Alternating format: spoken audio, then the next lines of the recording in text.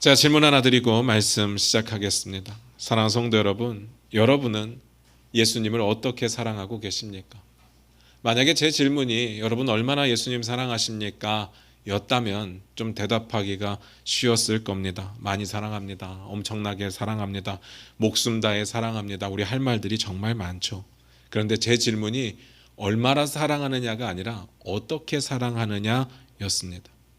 어떻게 사랑하고 계십니까? 유치하지만 이렇게 좀 가정을 해볼게요. 사랑하는 연인이 있다고 가정을 해보겠습니다. 이 연인이요, 이제 만나면 항상 이렇게 사랑한다고 고백을 하는 겁니다. 전화로 고백하고, 문자로도 고백하고, 만나면 고백하고, 엄청 스윗하죠. 듣기만 해도 좋지 않겠습니까? 그런데 문제는요, 맨날 고백만 하는 겁니다. 전화를 하면 사랑해 라고만 말하지 다른 이야기는 하지 않습니다. 뭐 엄청 사랑해, 무진장 사랑해, 하늘만큼 땅만큼 사랑해, 온갖 사랑한다는 말은 다 하지만 그 이상의 이야기는 없어요. 그리고 전화를 끊습니다. 문자로도 온통 사랑의 고백입니다. 시적인 표현, 아름다운 표현, 멋진 표현 다 이용해서 사랑한다고 고백을 하는데 다른 이야기는 없습니다. 만나서도 마찬가지입니다. 항상 사랑한다고 이야기를 합니다. 내가 할 수 있는 모든 것들을 다해 사랑한다고 이야기를 하는데 그 이야기하고 집에 갑니다. 이거 사랑 맞을까요? 어떻습니까? 제 상식의 수준에서 말씀을 드리면 만약에 사랑을 하면요, 같이 있고 싶고요, 밥도 같이 먹고 싶고요, 영화도 같이 보고 싶고, 놀이동산도 같이 가고 싶고, 또 소문난 핫플레이스 가서 같이 사진도 찍어서 SNS에 올리고 싶고, 무엇보다 사랑하면 그 사람에게 관심이 생기죠. 그래서 더 알고 싶어집니다. 묻고 싶은 것도 많고, 그리고 경험하고 싶은 것도 많죠. 거기서 끝나지 않고 이제 알았으니까 그 사람이 좋아하는 걸 하고 싶어지죠. 또 그 사람이 좋아하는 사람이 되고 싶어집니다. 저는 그게 사랑이라고 생각합니다. 그래서 묻는 겁니다. 우리는 예수님을 어떻게 사랑하고 계십니까? 혹시 사랑한다고 고백만 하고 있지는 않습니까? 기도할 때 고백하고, 찬양할 때 고백하고, 끝. 예수님과 어떤 시간을 보내고 계십니까? 예수님을 알기 위해서 최선의 노력을 다하고 계십니까? 또 예수님이 기뻐하시는 일들을 해나가면서 우리의 삶을 살아내고 있습니까? 예수님을 사랑하는 건요, 말로만 끝낼 수는 없다고 저는 믿습니다. 오늘 본문 말씀 같이 보면서 그 이야기 나누도록 하겠습니다. 마태복음 18장 5절입니다. 같이 읽겠습니다. 시작. 또 누구든지 내 이름으로 이런 어린아이 하나를 영접하면 곧 나를 영접함이니.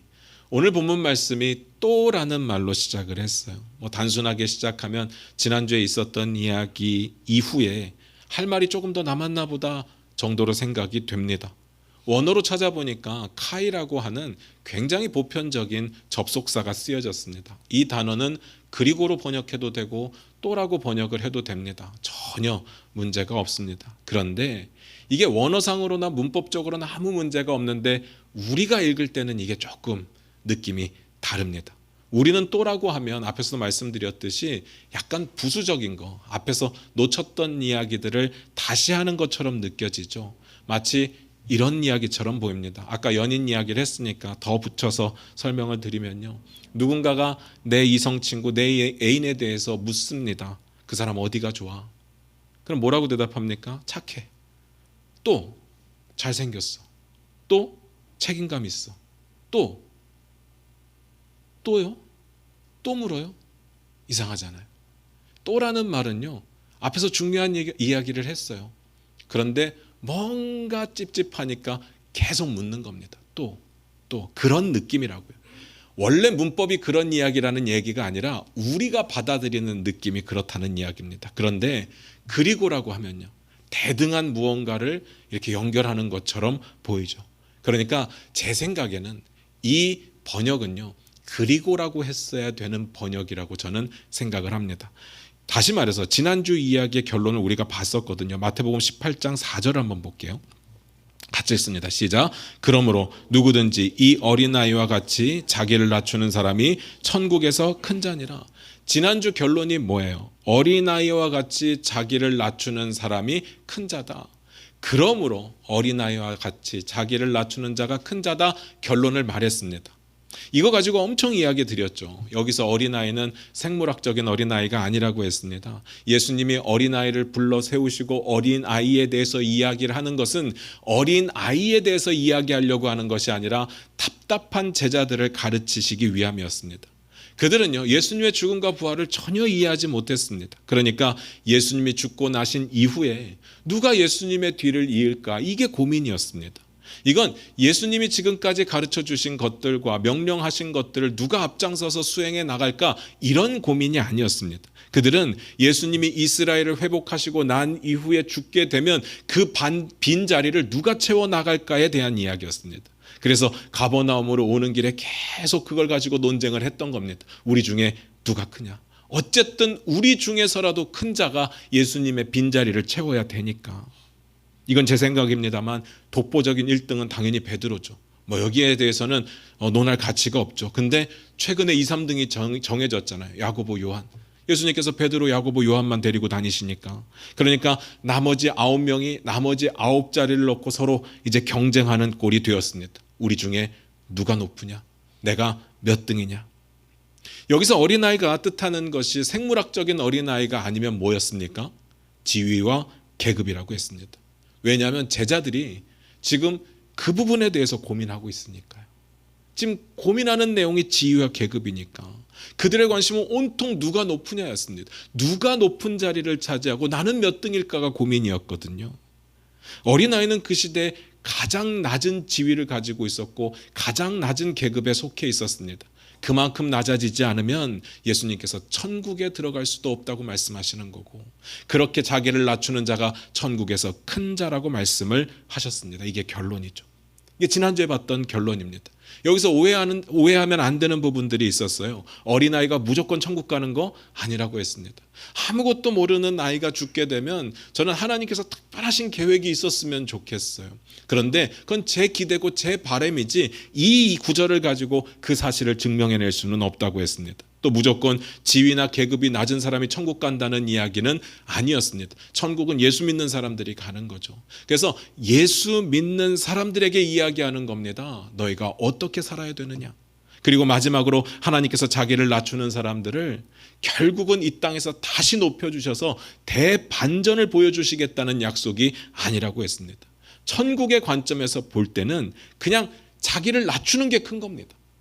자기를 낮추면 나중에 크게 만들어주겠다는 게 아니라 하나님의 시선에서는 자기를 낮추는 자를 크다고 보십니다.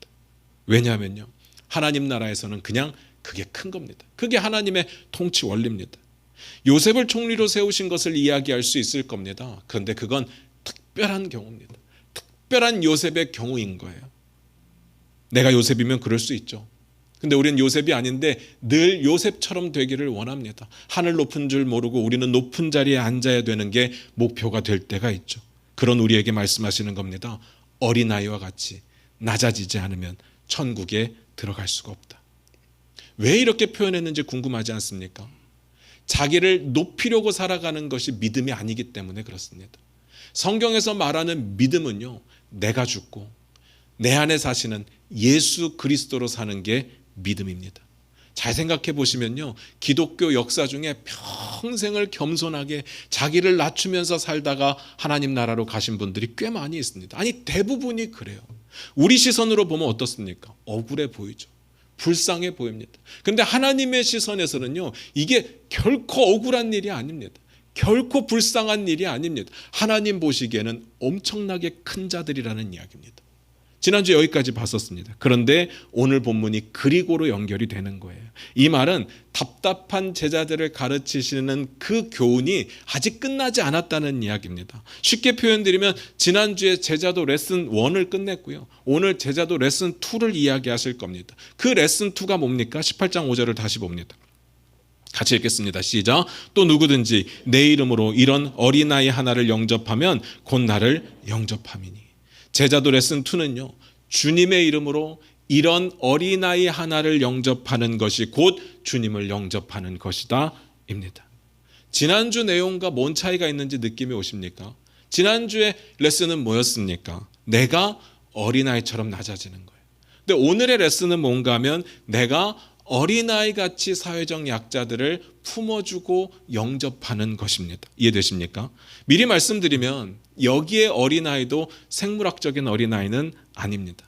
지난주 내용과 연결이 되고 있기 때문에 이것도 지위와 계급에 대한 이야기죠. 그래서 어린아이는 사회적인 약자를 말하는 겁니다. 여기까지 이해가 되십니까?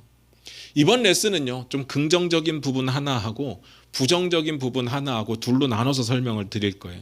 첫 번째부터 봅니다. 긍정적인 부분입니다. 다시 한 번만 읽을게요. 마태복음 18장 5절입니다. 같이 읽습니다. 시작. 또 누구든지 내 이름으로 이런 어린아이 하나를 영접하면 곧 나를 영접함이니. 예수님께서 이렇게 말씀하셨습니다. 누구든지 내 이름으로 어린아이 하나를 영접하는 것이 곧 나를 영접하는 것과 똑같다. 누구든지는 누구든지죠. 모든 사람들. 그런데 전제가 있는 게 예수 믿는 모든 사람들을 말하는 거예요. 성경에서 말하는 모든 대상은 대부분 예수 믿는 사람들입니다. 제가 주목하고 싶은 것은 여기에 나오는 내 이름으로라는 부분입니다. 주님의 이름으로 어린아이를 영접해야 됩니다. 근데 이게 뭔 말일까요?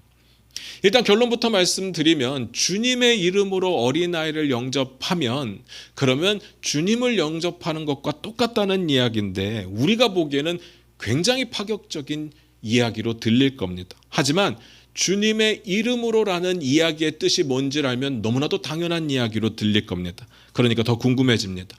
주님의 이름으로 한다는 게 뭘까? 사실 생각해 보면요, 주님을 직접적으로 만날 가능성은 매우 낮죠. 그리고 주님은 이미 우리 안에 와 계시니까 뭐 꼭 눈으로 봐야 주님이 계신 겁니까? 귀로 들어야 주님을 만나는 겁니까? 그런데 가끔은 그렇습니다. 다 아는데 그래도 신앙생활 하다 보면 주님을 직접 보고 싶을 때가 있잖아요. 뭔가 궁금한 거 물어보고 싶을 때도 있고 힘든 일에 대해서 하소연하고 싶을 때도 있고 아무한테도 이야기하지 못하는 것을 기도로 하는 것도 좋지만 직접 얼굴 보면서 하고 싶잖아요. 또 감사한 일이 있을 때는 식사 한 끼 대접해주고 싶은 우리의 마음이 있습니다. 그런데 그럴 수가 없죠. 예수님을 직접 볼 수 있는 가능성이 매우 낮으니까 안타깝습니다. 그런데 주님이요, 그 부분을 열어주셨습니다. 야, 어린아이 하나를 영접하면 나를 영접한 거야. 그렇게 해. 그런데 그냥 어린아이를 영접하는 게 아니라 뭐라고 이야기를 했는가 하면 내 이름으로 어린아이 하나를 영접하면 이렇게 이야기를 합니다. 솔직히 이런 말씀을 읽을 때 느낌적으로는 그렇구나 하고 넘어갑니다. 그렇게 궁금하지 않죠. 그런데 이거를 살아내야 된다고 생각을 하면 잘 모르겠습니다. 주님의 이름으로 어린아이를 영접하는 게 뭐예요? 어린아이를 영접하는 게 뭔지도 잘 모르겠지만 주님의 이름으로 영접하는 건 더 모르겠어요. 지금부터 그 부분을 좀 설명드리도록 하겠습니다. 일단 주님의 이름으로 하지만 주님의 이름으로 하는 게 아닌 것부터 말씀을 드릴게요. 마태복음 7장 22절 23절입니다. 한번 찾아봅니다. 마태복음 7장 22절 23절입니다. 같이 읽겠습니다. 시작. 그날에 많은 사람이 나더러 이르되 주여 주여 우리가 주의 이름으로 선지자 노릇하며 주의 이름으로 귀신을 쫓아내며 주의 이름으로 많은 권능을 행하지 아니하였나이까 하리니 그때 내가 그들에게 밝히 말하되 내가 너희를 도무지 알지 못하니 불법을 행하는 자들아 내게서 떠나가라 하리라. 느낌 오십니까? 뭘 할 때 예수님의 이름을 걸고 하는 전부 다가 예수님의 이름으로 하는 게 아니라는 이야기입니다. 이들은요, 예수님의 이름으로 가르치기도 했어요. 예수님의 이름으로 귀신을 쫓아내기도 했습니다. 심지어는 예수님의 이름으로 권능을 행하기도 했습니다. 그런데 마지막 때 예수님께서 이렇게 말씀하시는 거예요. 나는 너희를 모른다. 나는 너희를 모른다. 나를 떠나라. 이렇게 이야기를 하죠. 우리가 생각해 보면 우리가 살아가면서 예수님의 이름으로 벌려놓는 수많은 일들이 교회 가운데 있고요. 신앙 가운데 있습니다.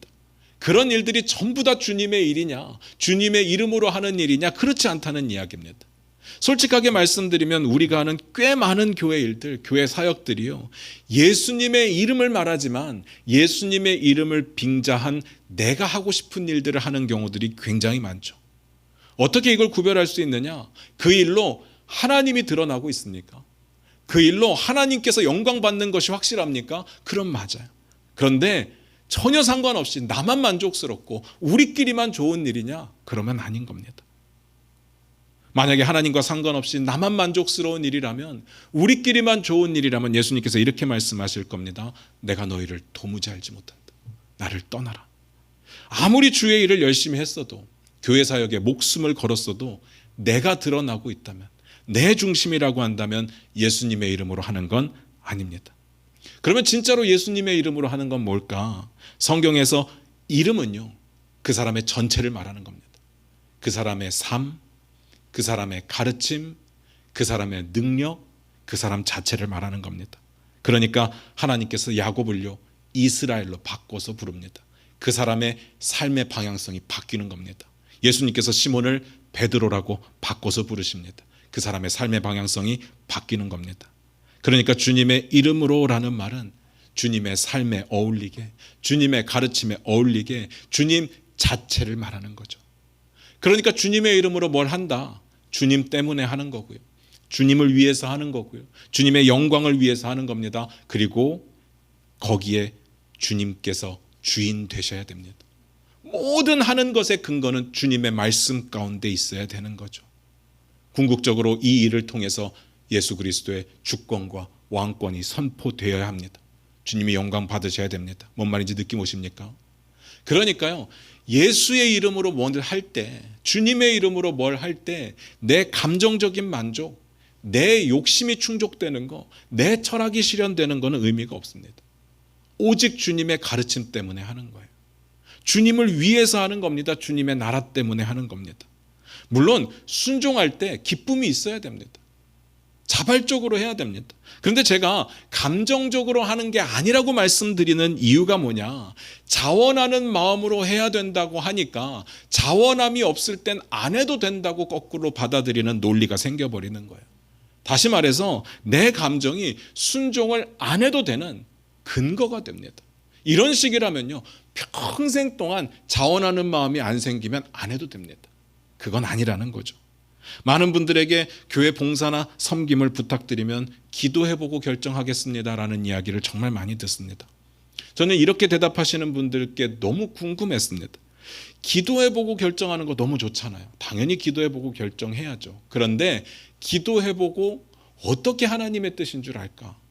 너무 궁금한 거예요. 저는 처음에 이런 대답을 들었을 때, 기도해보고 결정한다고 했으니까 이제 그날부터 집에 가서 엄청 기도하시겠구나.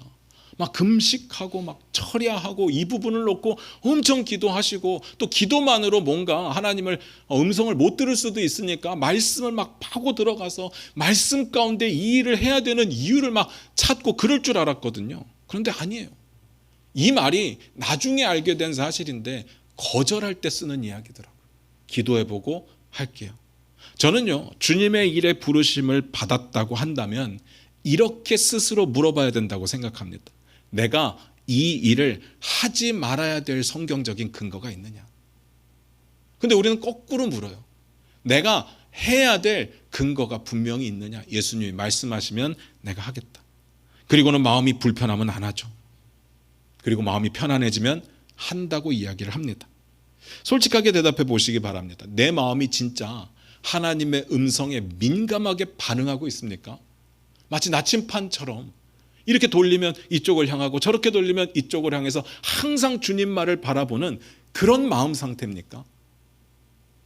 아닌데 우리가 우리의 마음이 평안하면 하나님께서 응답 주신 거라는 확신을 어떻게 하게 될까? 예레미야는 이렇게 말합니다. 예레미야 17장 9절인데 제가 읽어드릴게요. 만물보다 거짓되고 심히 부패한 것은 마음이라. 누가 능히 이를 알리오마는. 우리의 마음이요, 심히 거짓되고 부패했다고 이야기를 합니다. 그래서 사단이 우리를 넘어뜨릴 때 어떻게 하느냐? 우리의 마음을 공격합니다. 마음 가운데 사단의 생각을 불어넣죠. 가룟 유다가 예수님을 팔 때 성경에 뭐라고 나옵니까? 가룟 유다 속에 예수의 팔 생각을 넣었더라. 그러니까 우리는 내 마음에 스스로 속는 경우가 정말 많습니다. 그러니까 부정확한 우리의 마음에 하나님의 뜻을 맡기는 건 마치 도박하는 것 같아요. 점치는 것 같습니다. 이런 거죠. 아카시아 꽃잎, 이파리를 하나 따서 사랑한다, 안 사랑한다, 사랑한다, 안 사랑한다, 사랑하네? 이거랑 똑같은 겁니다. 지난 1월 달에 캄보디아 선교 때 한 청년의 놀라운 간증을 들었어요. 우리가 선교를 가게 되면 저녁마다 졸려 죽겠는데 제가 꼭 앉혀놓고 하루에 있었던 일들과 받은 은혜들을 나누는 시간을 갖습니다. 돌아가면서 이제 한마디씩 하게 합니다. 한 청년이 이렇게 말을 합니다. 저는 이번 선교를 오면서 감정에 속지 않으려고 다짐했습니다. 저는 그 이야기가 지금까지 들었던 어떤 간증보다 너무 새로웠습니다. 도대체 무슨 뜻일까? 그러면 지금까지 받은 은혜가 다 거짓이었다는 이야기를 하는 걸까 궁금했습니다. 다들 숨죽이고 듣고 있는데 이렇게 말을 하는 거예요. 매번 선교는 좋았습니다. 그런데 이번 선교가 감동이 없다고 해서 우리 선교가 실패한 게 아닙니다. 저는 감정에 속지 않으려고 합니다. 선교는 주님의 뜻이니까 그냥 하는 겁니다. 와, 제가 그 말을 듣는데요, 엄청 감동받았습니다. 저는 선교의 목적을 처음부터 이렇게 두고 있었습니다. 첫 번째, 하나님의 명령에 순종하기 위해서 하는 겁니다. 하나님께 영광 돌리기 위해서. 내가 너무 가고 싶어 가는 것도 아니고, 내가 삶이 부유해서 돈이 남아돌아서 가는 것도 아니고, 이 가는 일이 모두가 평탄해서 평안함을 누려서 가는 것도 아닙니다. 내 마음의 기쁨을 위해서 가는 것도 아닙니다. 주의 명령이기 때문에 우리는 가는 거죠. 두 번째, 선교사님의 사역에 도움이 되기 위해서. 대부분 단기 선교는요, 단기 선교팀에 맞춰줍니다. 그래야 그들이 은혜 받고 가고 그들이 감동 받고 가고 그렇게 돌아가야 선교 후원금도 어느 정도 유지가 되기 때문에. 그런데 우리는요, 잠깐만 있다가 오더라도, 많은 일을 하지 못하더라도 선교사님의 사역에 도움이 되고 싶었습니다. 그리고 우리의 마음 가운데 그 동기부여를 얻고 싶은 거예요. 이 일을 하나님이 기뻐하시는구나. 이 일을 꼭 해야 되는 일이구나. 그러다 보면 재미가 없을 수도 있죠. 은혜가 안 된다고 말할 수도 있습니다. 그런데 그래도 해야 되는 게 선교인 거죠. 잘 생각해 보시기 바랍니다. 여러분의 마음이 정확합니까? 마음에 속지 마시기 바랍니다. 감정에 속지 마시기 바랍니다. 우리는요, 주님의 이름이 있기 때문에 하는 겁니다. 주님 때문에 하는 거고 주님을 위해서 하는 겁니다. 주님이 왕 되시고 주님이 주인 되시는 일을 해야 되니까 하는 겁니다. 그렇다면요, 주님의 이름으로 하는 게 뭔지는 이제 알았습니다. 그러면 주님의 이름으로 이런 어린아이 하나를 영접하는 것은 어떻게 하는 겁니까? 너무나도 감사하게 이 부분에 대해서는 예수님께서 조금 후에, 한참 후에 명쾌한 결론을 주셨습니다. 마태복음 25장 34절부터 36절입니다. 같이 읽겠습니다. 마태복음 25장 34절부터 36절입니다.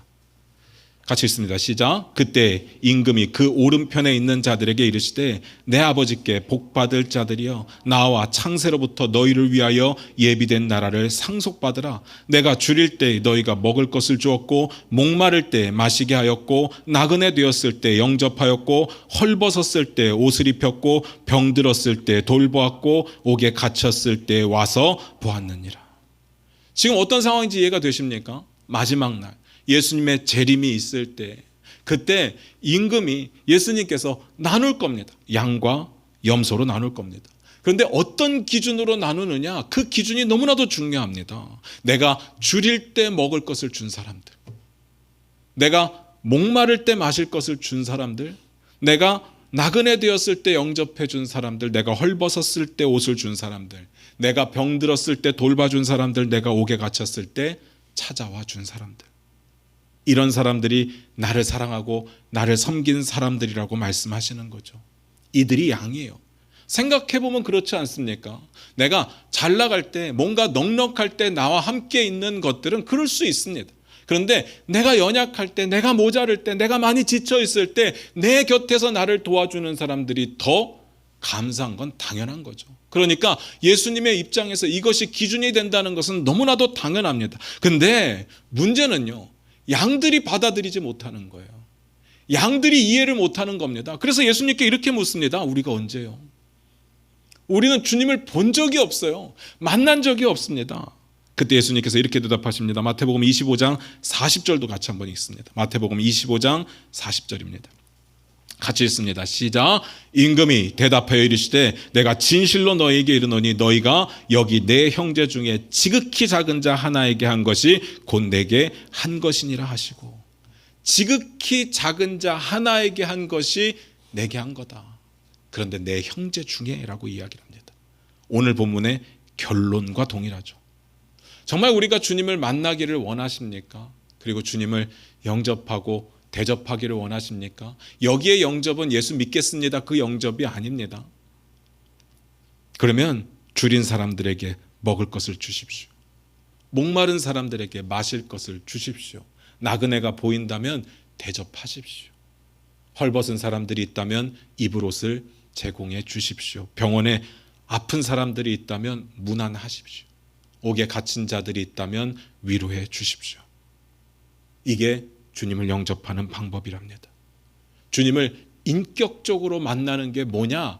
늘 궁금한데 주님을 인격적으로 만날 수 있는 방법이 이들을 돕는 겁니다.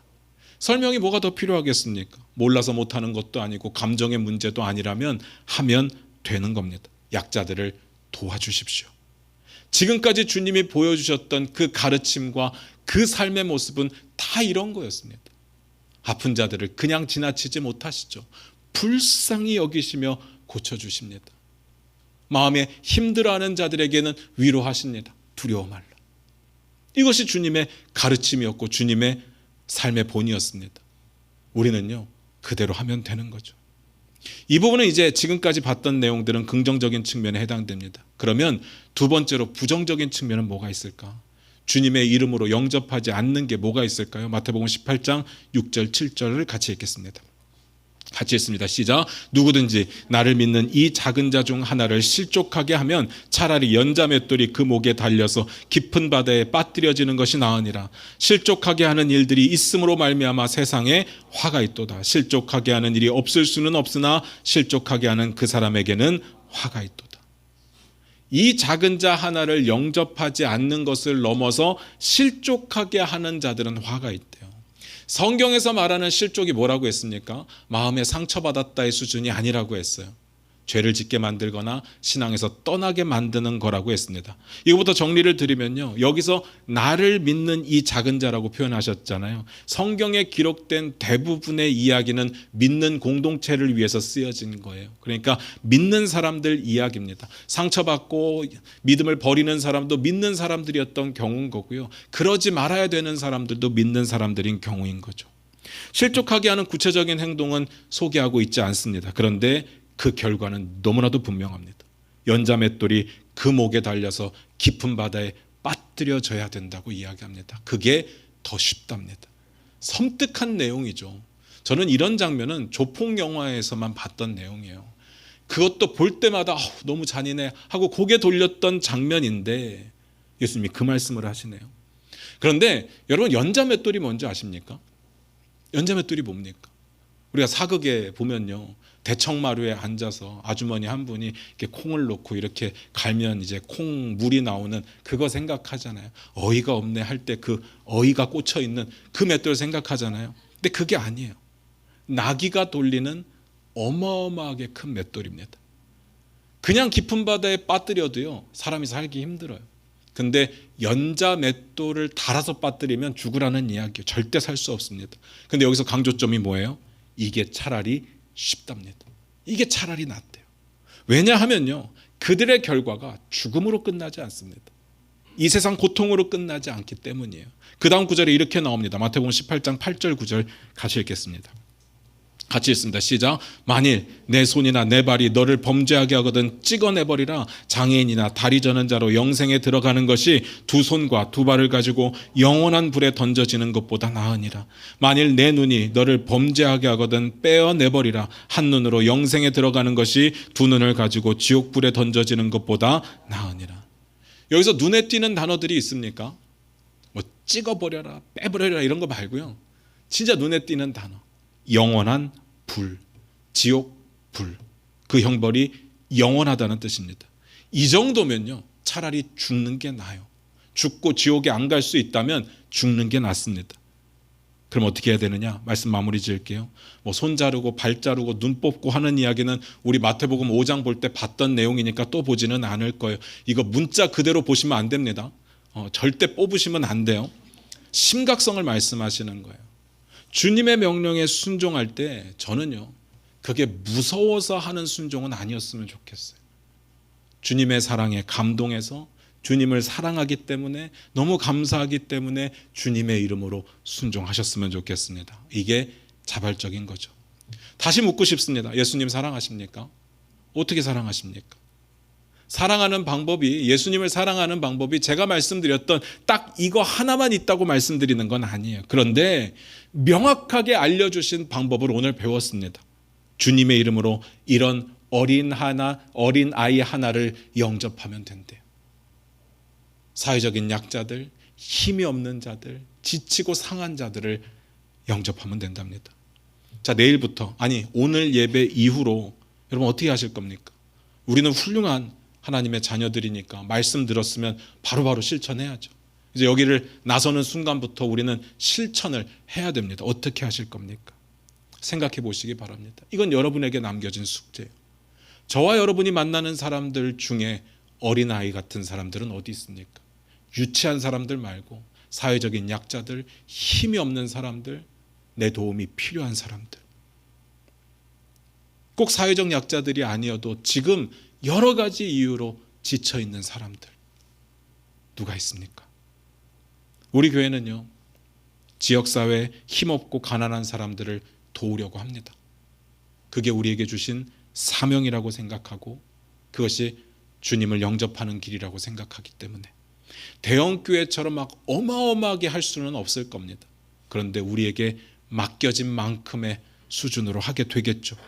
우리가 할 수 있는 최선으로 구제와 섬김을 드리려고 합니다.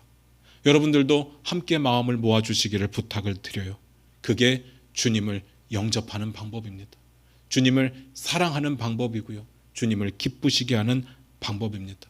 제가 이렇게 말씀드리면 마음속에 꼭 이런 분들 계실 겁니다. 우리도 힘든데 뭔 남을 돕습니까? 우리가 좀 더 성장하고 나서 월세 나가는 거라도 좀 없애고 나서 그 다음에 도와도 늦지 않을 것 같습니다.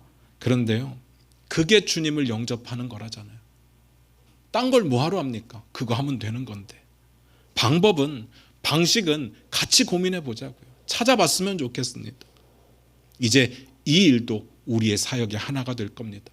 지역사회에 꼭 필요한 교회가 되기 위해서, 하나님이 기뻐하시는 일을 감당하기 위해서 가난하고 힘든 사람들을 찾아 돕게 될 겁니다. 제 이야기 하나 하고 마칠게요. 오해 없이 들으시기 바랍니다. 저희 가정이 한 구제단체를 통해서 두 아이를 돕고 있습니다.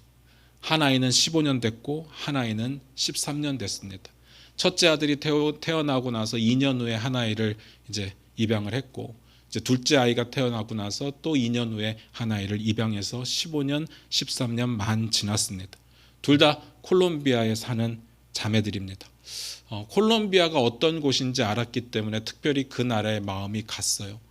마약이 판치는 곳이고 인권이 없고 정말 목숨을 부지하기가 힘든 그런 곳이기 때문에. 그 중에 이제 큰 아이가 지금 21살이 되었습니다. 얼마 전에 편지를 보니까 자기가 치과 관련된 부분의 대학에 가서 전공을 하고 있다는 소식을 전해왔습니다.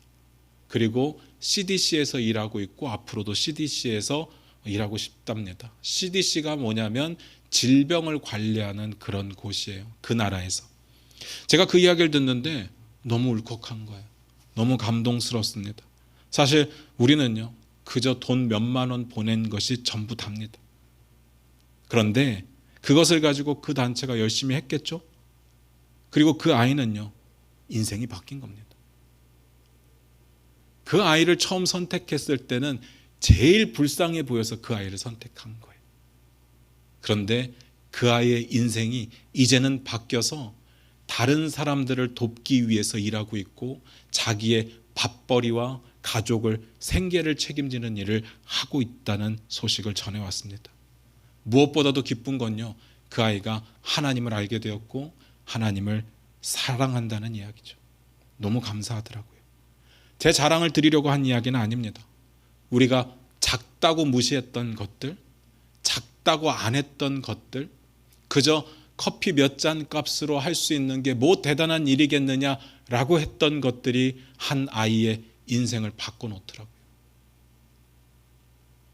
우리는 마음속에 뭘 하자 그러면 재고 따지는 게 많습니다. 그게 정말 그 돈이 그렇게 쓰일까? 정말 그게 효과가 있을까? 그런데요, 그건 우리가 신경 쓸 부분은 아닌 것 같아요. 주님의 명령이 있으니까 우리는 순종하며 하는 겁니다. 주님의 이름으로 어린아이 하나를 영접하는 자가 되시기를 주님의 이름으로 부탁드립니다. 그때 하나님이 기뻐하실 겁니다. 기도하겠습니다.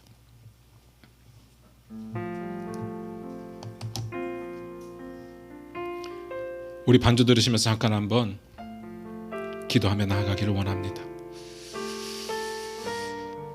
잘 한번 생각해 보시기 바랍니다. 예수님은요, 원래 낮은 자여서 낮은 자리에 오신 게 아닙니다. 우리는 겸손으로 낮출 때 스스로 나는 괜찮은 사람인데 겸손해 주는 거야 라고 생각하는 거지만, 예수님은요, 하나님이신데 피조물인 인간이 되어 오셨죠. 예수님이 선택한 길은 낮은 자리였고 낮은 장소였습니다. 그러면서 우리를 사랑하는 것을 보여주셨습니다. 낮은 자리에 오신 것도 그 사랑의 결정이었겠지만, 우리를 위해 십자가에 죽으신 그 사랑도 예수님의 사랑의 하이라이트였습니다. 예수님은 다 주셨습니다. 아픈 자를 만나면 고쳐주셨고요, 마음이 상한 자를 만나면 위로해 주셨습니다. 갈급한 사람들에게 말씀으로 가르쳐 주셨습니다. 그런데 자신의 생명까지 내어주시죠. 우리는 어떻습니까? 우리는 어떤 신앙생활을 기대했습니까? 뭔가 좀 있어 보이는 신앙생활 기대했습니까? 고상한 신앙생활 기대했습니까? 우리가 낮은 자리로 가지 않으면 주님을 만날 수 없을 겁니다. 주님은 낮은 자리에 계시는데 우리는 높은 자리로만 올라가려고 하니까 주님을 만날 수가 없는 거죠. 그건 믿음이 아니라고 했습니다. 한번 고민해 보시기 바랍니다. 낮은 자리에 처하는 것이 어떤 것일까? 내가 겸손하게 나를 낮추는 것도 지난주에 배웠고, 또 하나 오늘 배운 것은 지극히 작은 자 하나를 주님의 이름으로 영접할 때 그것이 주님을 영접하는 길이 됨을 배웠습니다. 우리 마음 가운데 결단했으면 좋겠습니다. 주님을 섬기기 원합니다. 우리의 주변에 약하고 힘없는 자들을 돕기를 원합니다. 함께 살아가는 아름다운 세상을 만들기를 원합니다. 그들을 위로하기 원합니다. 그들의 필요를 채워주기 원합니다. 그들의 아픔을 달래주기를 원합니다. 그들과 함께 울어줄 수 있기를 원합니다. 이것이 우리의 결단이요, 우리의 삶의 변화가 되기를 원합니다. 우리 다 같이 그렇게 기도하며 나아갑니다. 기도하겠습니다.